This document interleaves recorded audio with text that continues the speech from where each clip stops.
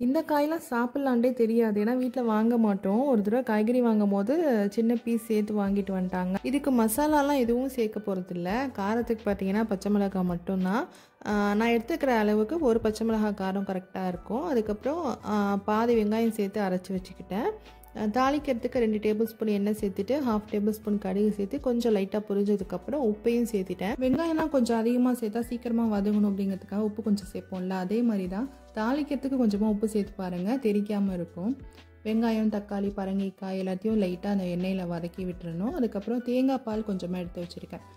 தேங்காய் பாலில் தான் வேக வைக்கணும். தேங்காய் அரைச்சி அப்படியே போட்டுறாதீங்க. தேங்காய் பால் சேர்த்துட்டு இதுக்கு மசாலா வேறு எதுவும் இல்லைன்னு சொன்னேன் இல்லையா, மஞ்சள் தூள் அதுக்கப்புறம் சாம்பார் பொடி மட்டும் தான் சேர்த்துருக்கேன். அன்றைக்கி டிஃபன் வந்து தோசை தான் ஊற்றிருந்தேன். இந்த கூட்டுக்கு வந்து தோசை ரொம்ப நல்லாயிருக்கும். அதுவும் வீட்டில் அரைச்ச மாவு தான், ரேசன் அரிசி மட்டும் வச்சு அரைச்சது. இந்த ஒரு மாவுலேயே தோசை, இட்லி, ஆப்பம் எல்லாமே பண்ணிக்கலாம்.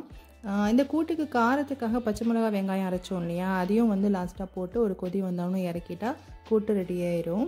முன்னாடிலாம் இட்லிக்கு எப்படி மாவு அரைப்போம் அப்படின்னா, ரேஷன் கடையில் கொடுக்குற பச்சரிசி, புழுங்கரிசி ரெண்டையும் சேர்த்துட்டு கடையில் வந்து குண்டரிசின்னு வாங்கி அதையும் சேர்த்து 3 அரிசி போட்டு தான் மாவு அரைக்கிறது. ஆனால் இப்போ இந்த ஒரு அரிசி மட்டும் தான் போட்டுட்ருக்கோம்.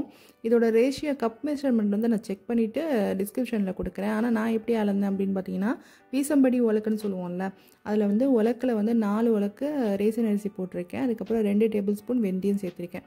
வெந்தயம் சேர்த்தா இட்லி கலராக இருக்கும், வெள்ளையாக வராது அப்படின்லாம் இல்லை. இட்லி செய்யும் போது அந்த வீடியோவும் ஷேர் பண்ணுறேன் பாருங்கள். 1.25 வீசம்படி உளுந்து சேர்த்துருக்கேன்.